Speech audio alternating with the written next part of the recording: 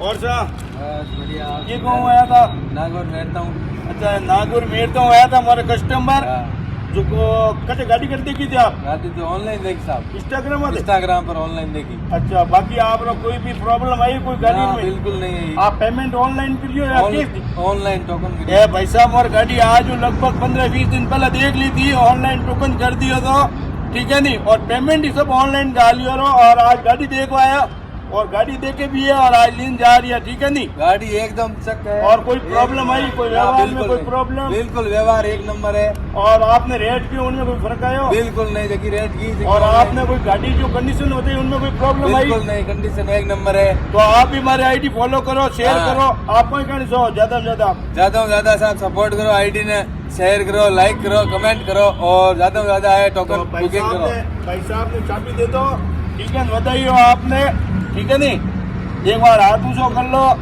क्या बड़वा वाला बढ़ता रहेला, अपर तो गाड़ी लेने हड़गा घरे निकलना है, मैं ही तो ही